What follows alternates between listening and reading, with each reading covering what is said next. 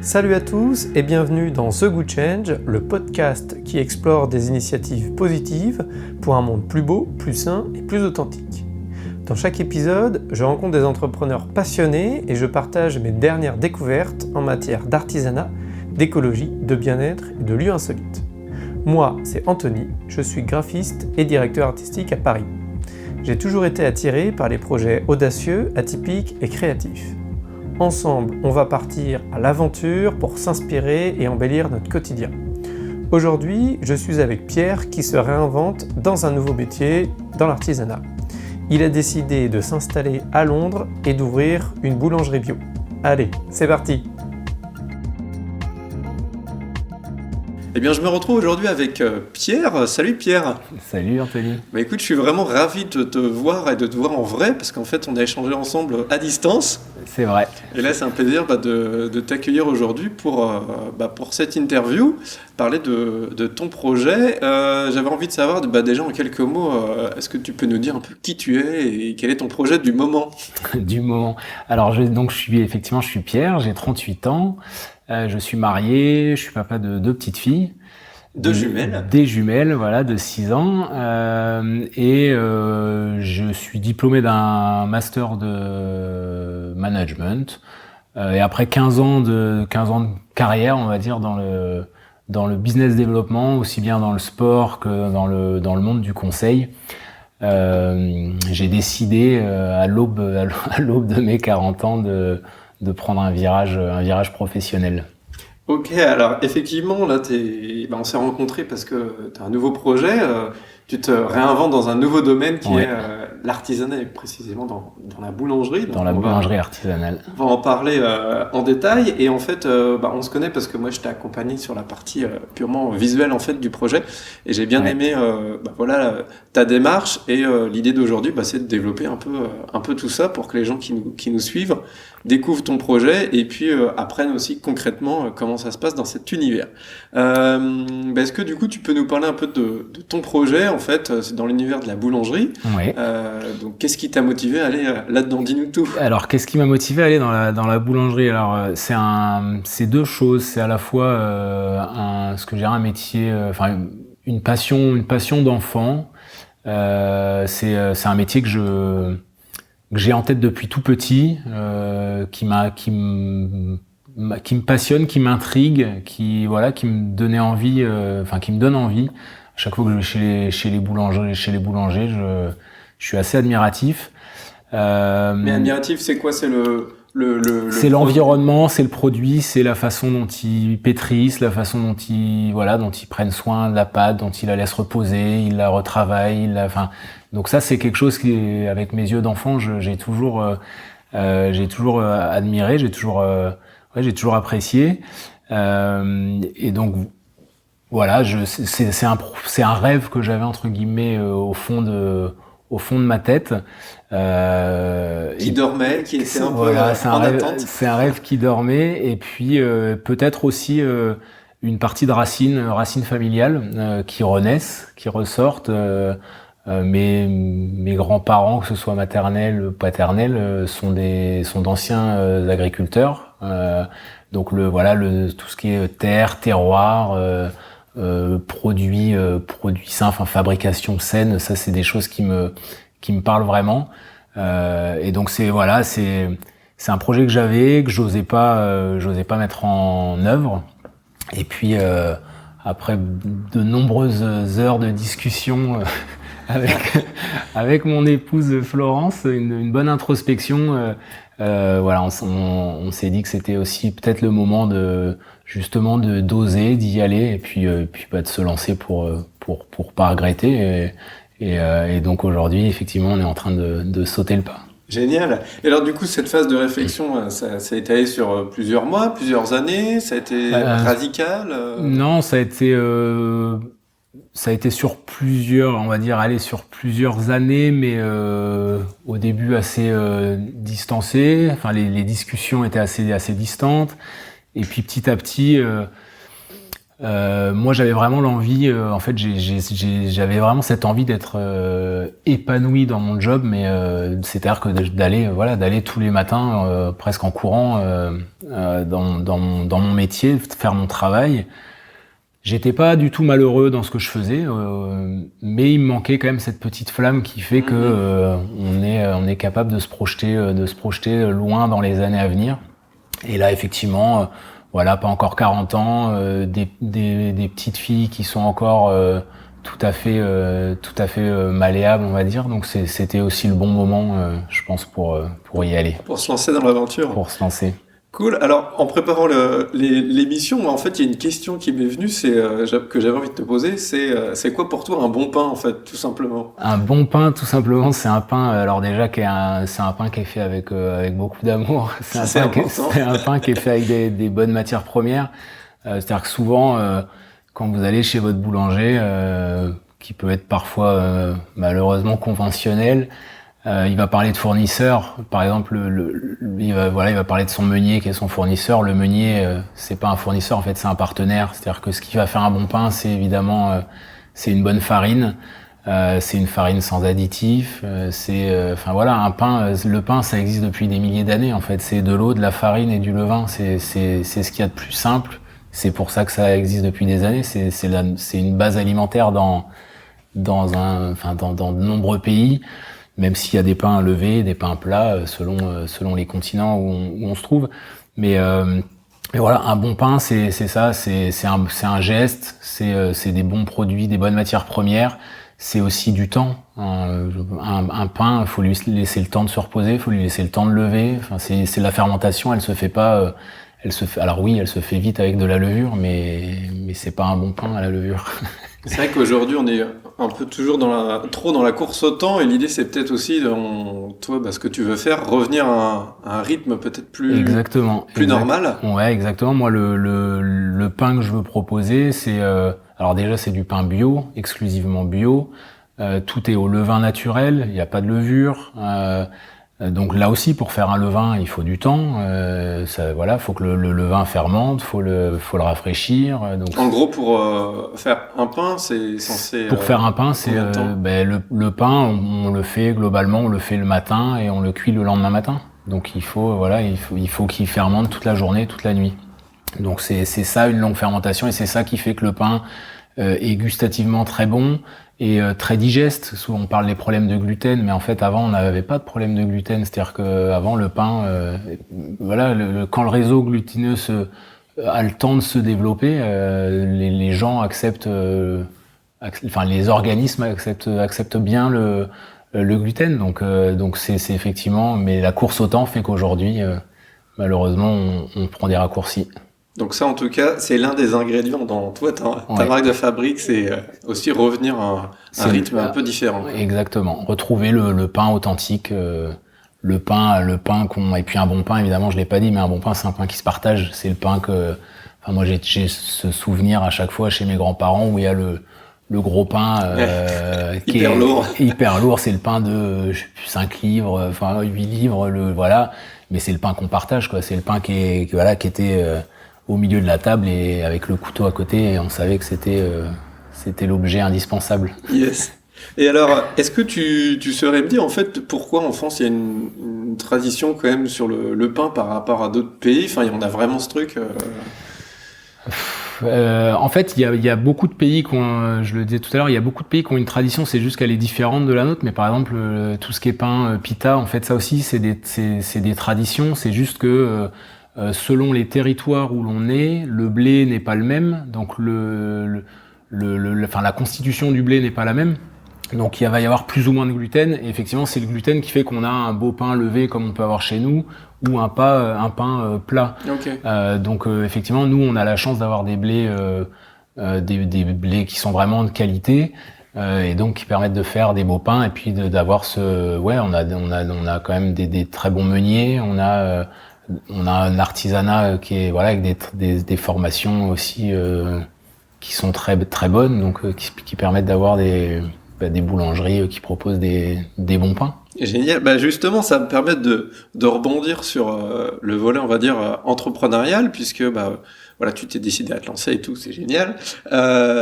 Du coup, la première étape, ça a été de te former en fait, parce Exactement. que tu n'avais pas de formation de base.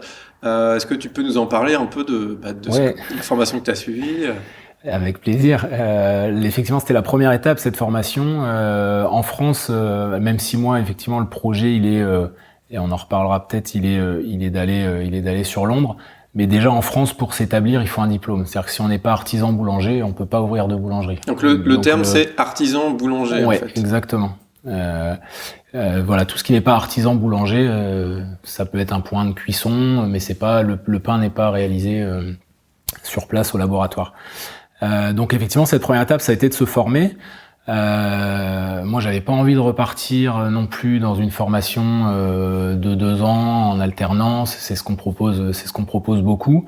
Donc j'ai vraiment cherché ce qui pouvait être le plus adéquat pour moi. Et je voulais aussi, et c'était impératif, je voulais du bio et du levain. Et ce qu'on trouve pas, il y a très peu de formations. Ah oui, justement, ça va être ma question. En fait, en France, il y a peu de formations qui sont il y a quelques volets dans les formations, c'est-à-dire qu'il y a il va y avoir 2 semaines sur comment on fabrique des levains, quelles sont les farines. Mais une formation exclusivement avec un pain réalisé avec ce process. J'ai trouvé qu'une école, c'est l'école internationale de boulangerie. Incroyable. Ça te fait rire. Alors, oui, parce qu'en fait, quand Pierre il m'a donné l'adresse où il a suivi la formation, évidemment, je suis allé voir. Ah, donc cette école internationale de boulangerie se retrouve vraiment au milieu de nulle part. À Noyer-sur-Javron, dans le 04. Voilà, donc c'est pas très loin de Gap, en fait. Ouais, Gap, Sisteron, exactement. C'est vrai que c'est marrant parce que c'est un tout petit endroit, c'est dans la montagne, mais en même temps, je trouve que ça donne du sens. C'est-à-dire qu'on fait du bio, on fait du levain naturel, et en fait, on se retrouve dans un environnement de nature où le matin, donc moi, ma formation a eu lieu en hiver, donc le matin, il faisait nuit, mais nuit noire, c'est-à-dire qu'il n'y a aucune pollution lumineuse. On arrivait et on voyait le jour se lever sur la montagne, en train de pétrir nos pains. C'était juste formidable. Donc c'est vrai que je trouve aussi que ça donne du sens. Et donc cette formation, elle se fait sur quelle durée en fait? Alors la formation, elle se fait sur 3 mois et demi, où on alterne des périodes d'école, donc c'est 3 semaines d'école, 3 semaines de stage, 3 semaines d'école, 3 semaines de stage, voilà, on alterne. Et la force de cette école, c'est qu'elle a un gros réseau. Ça fait plus de 10 ans, ça doit faire 13 ans ou 14 ans qu'elle existe, cette école, je crois que c'est 2006. Donc maintenant, il y a comme un certain nombre de boulangers qui sont issus de cette école qui appartiennent au réseau et donc qui proposent justement de nous accueillir quand on est stagiaire. Donc ce qui est une vraie force parce qu'il y a un vrai partage, que ce soit sur les recettes, que ce soit sur la partie financière, que ce soit sur les difficultés rencontrées. C'est un vrai réseau. Donc ça c'est la force de l'école. Et puis on parlait aussi d'international. Ça aussi moi c'est aussi ça qui m'a plu. C'est qu'effectivement on a la possibilité d'aller faire des stages aux États-Unis, des stages au Royaume-Uni, en Norvège, un peu partout. Donc c'est très intéressant et on est en petite promo si je peux dire, c'est-à-dire qu'on est 10. Ah oui, c'est des tout petits groupes, du coup vous connaissez bien, vous avancez ensemble. Voilà, et on a 4 formateurs, donc on a l'impression, c'est presque des cours particuliers, donc c'est très très intéressant. Et enfin, le dernier volet, moi, qui m'a convaincu, c'est que cette formation, elle est autant ciblée sur le savoir-faire que sur la partie justement entrepreneuriale, qui va consister à créer son business plan, créer son ingénierie de production. Quand on repart, on a quelque chose qui est assez cadré, qui est bouclé et qu'on a entre guillemets plus qu'à dérouler dans la vraie vie. C'est bien de se sentir aussi guidé parce qu'on peut avoir juste l'apprentissage de savoir-faire manuel et puis Ouais. ça s'arrête là. Et puis le jour où on veut s'en sait, on Ouais, sait pas par où exactement. Par où prendre le truc. Ouais. Alors Non, qu'en et ça, fait, là vous êtes accompagné du coup pendant les 3 mois où il y a ces 2 volets ouais. qui se... C'est vraiment 2 volets extrêmement importants et ça se ressent au moment de l'examen. Voilà, on présente le business plan devant le jury. Enfin, ça fait partie prenante du diplôme.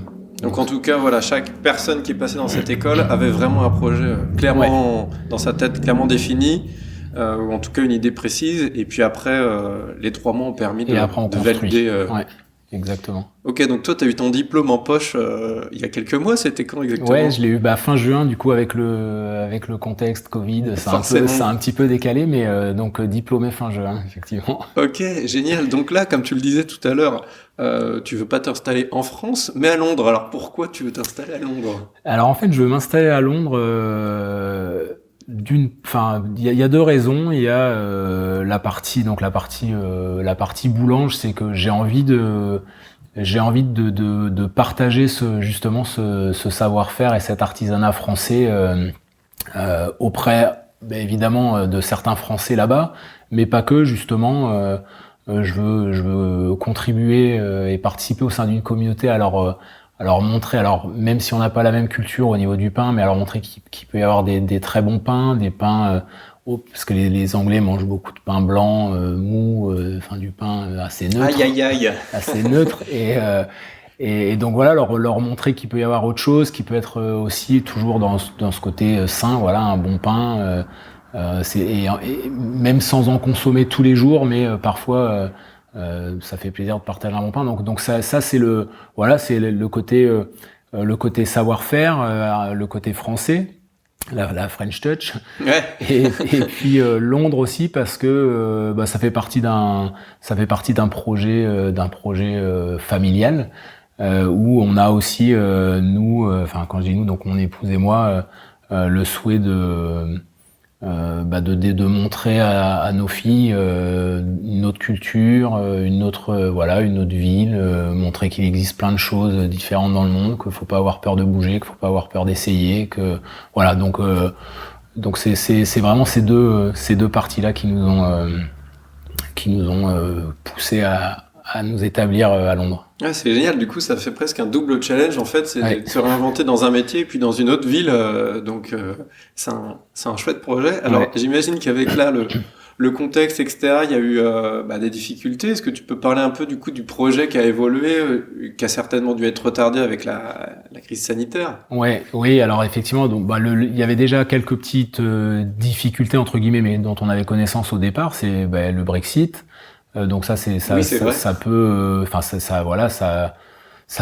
pas, on va dire, parce que ça va être des démarches administratives supplémentaires. Ça va être on a encore peu de visibilité sur justement les échanges. Mais bon, ça on en avait conscience.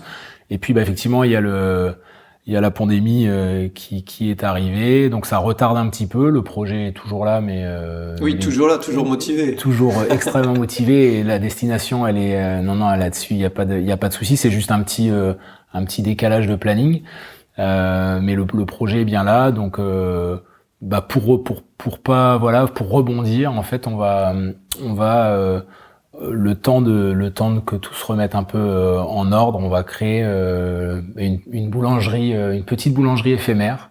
Ok, cool. Ouais, une petite boulangerie éphémère, donc à Nantes. Parce que là, pour le rappeler, en fait, vous vivez actuellement à Nantes. Ouais. L'idée, c'est d'aller à Londres, et donc en attendant le futur départ, l'idée, c'est de monter cette boulangerie éphémère, du coup, là où vous habitez, en fait. Dans le garage. Directement. Exactement. Donc là, on a réaménagé le garage. Je suis en train de recevoir du matériel. De quoi faire du pain, des viennoiseries. J'ai reçu la farine, et j'ai déjà quelques clients qui m'attendent. Ok, donc ce sera opérationnel dans les prochaines semaines, peut-être. Ouais, exactement. Ok, génial. Exactement. Mais en même temps, c'est ça aussi, c'est-à-dire qu'il faut avoir une capacité aussi de rebondir, de s'adapter au contexte, aux aléas, aux difficultés, et ça en fait partie aussi. Ça en fait partie, et puis moi, ça me permet de peaufiner mes recettes, ça me permet de m'amuser, moi, pour moi, c'est aussi du temps de gagner pour la suite une fois qu'on sera à Londres en fait. Hein. Donc c'est l'intérêt aussi de cette boulangerie éphémère. Yes. Et puis moi personnellement en fait, bon alors j'y connais rien du tout en pain, mais je trouve ça assez fascinant de faire ça et en 3 mois je me dis effectivement il y a certainement beaucoup de savoir, beaucoup de théories et de techniques et qui demandent du temps aussi à maîtriser, surtout à avoir son style. Donc c'est bien aussi, je pense, de pouvoir expérimenter et de pas attendre en fait. Comme ça permet aussi de peut-être effectivement, comme tu disais, d'affiner les recettes, Oui, ça permet de jouer. Vraiment, quand je dis jouer, c'est jouer avec des taux d'hydratation, essayer des mélanges de farine. Enfin, c'est vraiment. Alors des taux d'hydratation, c'est-à-dire. Oui. En gros, comment on fait ? En gros, c'est quoi les grandes étapes pour le pain, pour maîtriser le pain, si tu pouvais résumer en quelques. Les grandes étapes, c'est d'abord c'est tout simplement le pétrissage. Donc le pétrissage, c'est le mélange d'eau, de farine, de levain et puis d'un petit peu de sel. Donc ça, voilà. Ingrédient de base très simple. Ingrédient de base. Après, faut que ce soit une bonne température, parce que si c'est trop chaud, ça va fermenter trop vite. Si c'est trop froid, ça va pas fermenter assez vite. Il faut le bon pH aussi. Il faut la bonne acidité pour que le levain soit parfait.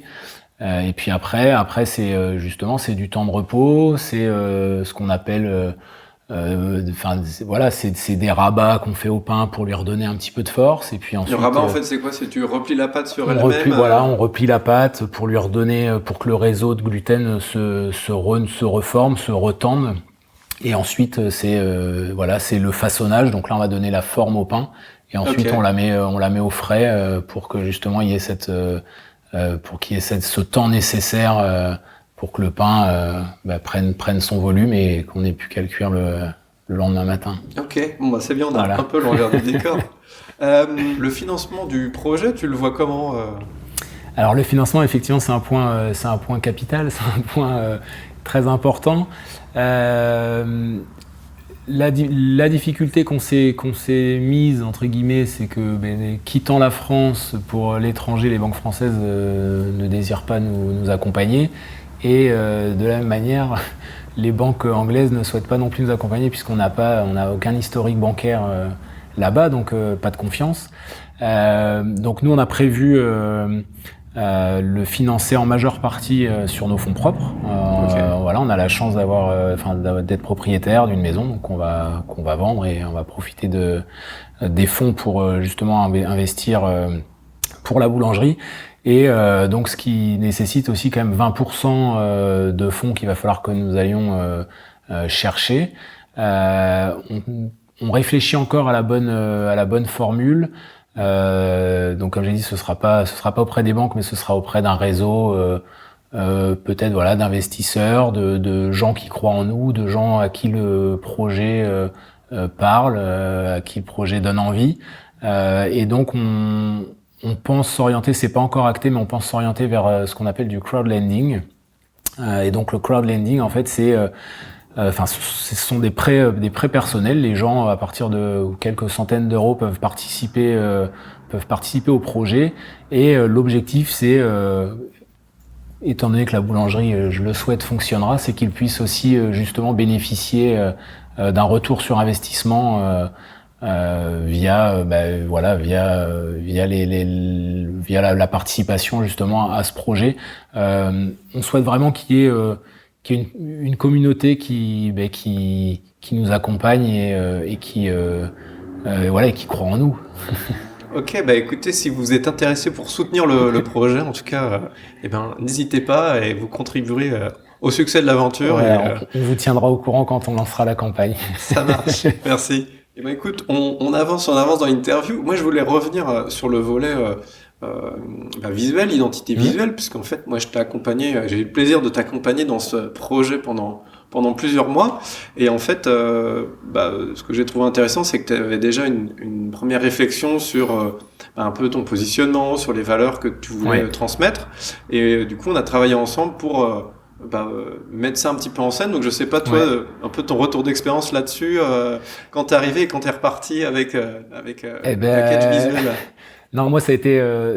Alors tu m'as été d'une grande aide parce qu'effectivement moi je suis arrivé avec des mots et ça a été effectivement notre premier échange. Ça a été donne-moi une liste de mots, donne-moi une liste d'images qui pourraient, enfin de logos que t'aimes bien. Voilà et c'est vrai que moi quand on a commencé, une de tes premières questions ça a été quel est le concept que tu veux mettre en place, quelles sont les valeurs que tu veux partager. Donc là, comme je l'ai dit tout à l'heure, on a parlé d'authenticité, on a parlé de savoir-faire, d'artisanat. Voilà, moi je veux proposer un pain d'une qualité supérieure, avec des performances nutritionnelles. On a parlé de partage. Donc il y a toutes ces, voilà, moi je veux pareil sur la partie la partie vraiment boutique. Je veux pouvoir m'intégrer dans une communauté, faire partie de cette vie de quartier. Et donc tout ça, c'est ce que je t'ai partagé. Toi, t'as réussi avec pédagogie aussi, parce que moi, c'est pas du tout ma partie, et j'ai en plus un vrai problème de projection. T'as vraiment réussi à m'accompagner, à cadrer, et à proposer un logo, une charte graphique qui correspondait vraiment au projet, qui mettait vraiment, je trouve, en valeur ce que je t'avais dit. Donc non, tu m'as été d'une aide très précieuse. Yes. Et je t'en remercie. Merci. C'est vrai qu'en tout cas, voilà, moi ce qui m'attachait, c'était effectivement les valeurs que tu mettais dans le projet et l'idée c'était de pouvoir créer une image, un univers qui soit cohérent avec la démarche, d'être dans cette authenticité. Et c'est vrai que c'était il y a eu une période vraiment d'échange, d'abord analyser toute la matière que t'amenais, tes idées, etc. Puis après structurer tout ça pour qu'après tu sois aussi, quelque part aussi fier du projet et qui se décline d'une manière visuelle qui fonctionne, quoi. Ouais, non, mais puis je pense qu'on a là où ça a bien matché, c'est que justement ces valeurs, on les a très vite partagées. Elles étaient communes. Donc ça aussi, mon projet de parler et donc ça c'était très agréable et effectivement t'as réussi à traduire avec beaucoup de finesse ce que je voulais. Merci, c'est cool.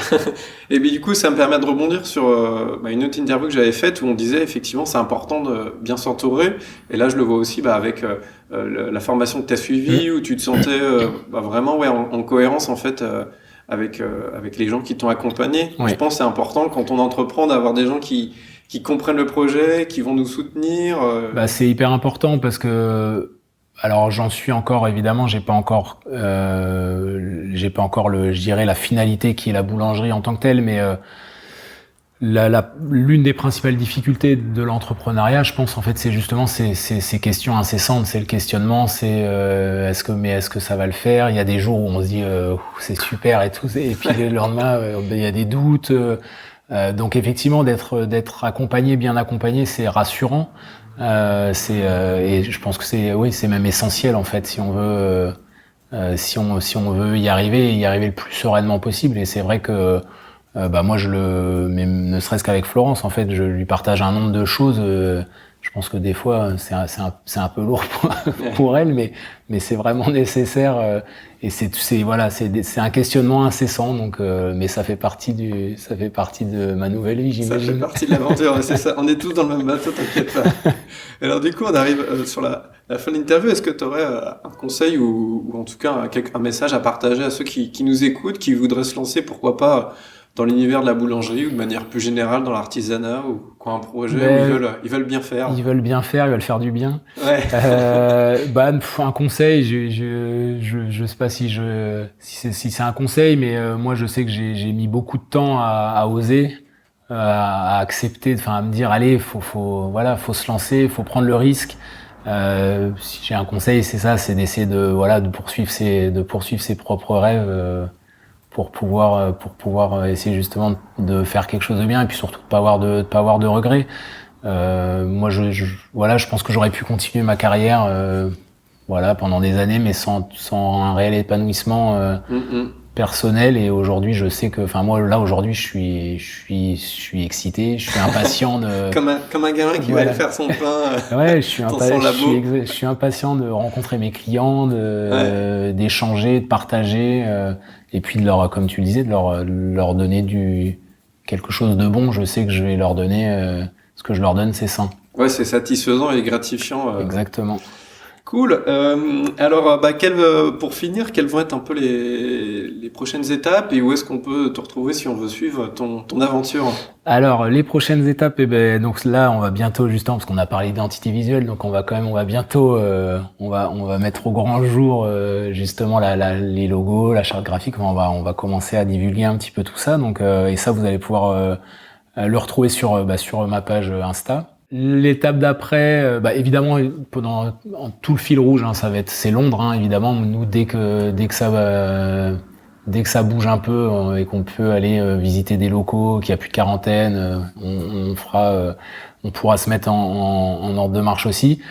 Donc ça va être le fil rouge pour les mois à venir. Et puis, comme on l'a dit, dès les 2 ou 3 semaines à venir, la boulangerie éphémère pour commencer à venir déguster du bon pain. Yes, amis nantais, allez courir chez Pierre, je pense que vous allez vous régaler. Voilà, venez, ça me fera plaisir et je vous ferai plaisir. Génial, merci Pierre pour ce partage, ce temps c'était hyper sympa. C'était super, merci beaucoup Anthony. Et puis on se dit à bientôt. À très bientôt. Ciao. Salut. Voilà, c'est tout pour ce podcast avec Pierre, j'espère qu'il vous a plu. Retrouvez-le sur Instagram avec le compte boulangerie_Pierre Alix. Donc Pierre P2R E-A-L-I-X. N'hésitez pas à me donner également votre avis en mettant un commentaire ou en mettant plein de petites étoiles sur Apple Podcast. Ça me permet de m'améliorer et de faire connaître le projet. J'ai également créé une newsletter dans laquelle je partage toute mon actu et mes découvertes. Donc si ça vous intéresse, rendez-vous sur le site thegoodchange.fr. En attendant le prochain épisode, suivez l'actu sur Instagram. Je vous dis à bientôt. Ciao!